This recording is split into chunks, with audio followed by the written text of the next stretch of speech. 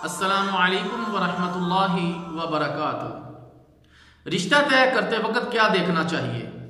किसी औरत से निकाह करने के लिए 4 चीज़ों को मद्देनजर रखा जाता है।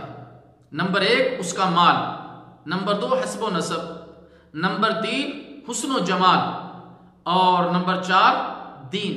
प्यारे नबी सल्लल्लाहु अलैहि वसल्लम ने इरशाद फरमाया, फज़फर बिदातिद दीन, यानी तुम दीनदार औरत के हसूल की कोशिश करो। सही बुखारी।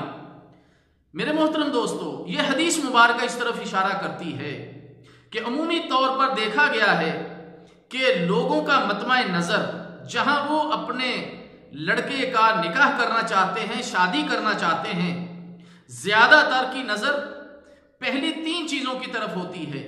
यानी वो लोग जहां हम अपने बेटे की शादी करना चाहते हैं वो कितने मालदार हैं कि वो क्या कुछ हमें देंगे। नंबर 2 उनका हसब नसब क्या है, किस खानदान के हैं, और लड़की कितनी खूबसूरत है। ज्यादातर लोग इन्हीं 3 चीजों की तरफ गौर और फिक्र करते हैं। लेकिन बड़ी अजीब बात है कि जिस औरत ने हमारे घर में आना है और हमारे बच्चों की मां बनना है और आगे मुस्तकबिल में उसने उन बच्चों की तरबियत करनी है, आया उसके अंदर दीन है या नहीं है? क्या दीन की समझ बूझ उसको है या नहीं? क्या अल्लाह और उसके रसूल सल्लल्लाहु अलैहि वसल्लम के अहकामात और तालीमात का उसको पता है या नहीं?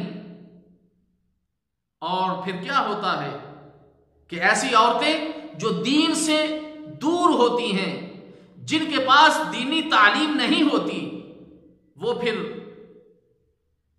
पैदा होने वाले बच्चों की तरबियत फिर ऐसे माहौल में करती हैं कि अल्लाह ताला जल्ला शानु महफूज फरमाए। और बहुत सारी औरतें ऐसी होती हैं कि जिनको कानो कान दीन की खबर नहीं होती, वो इस घर में आकर और ज्यादा मुसीबत का बायस बन जाती हैं। लेकिन अल्हम्दुलिल्लाह देखा यह गया है कि ऐसी औरतें जो दीनदार थीं, कुरान और सुन्नत की, इस्लाम की, अतीउल्लाह व अतीउर रसूल की उनके पास तालीम थी, उन्होंने आकर ऐसे बिगड़े हुए शोहरों को, ऐसे बिगड़े हुए घरों को जो है इस्लाम का कला बनाया कि आने वाली नस्लें भी ऐसी औरतों पर रश करने लगी।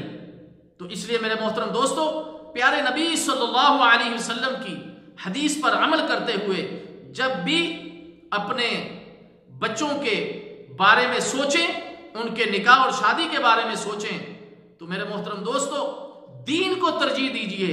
और अगर बाकी चीजें भी उनके अंदर मौजूद हों तो अल्हम्दुलिल्लाह अल्लाह का शुक्र कीजिए।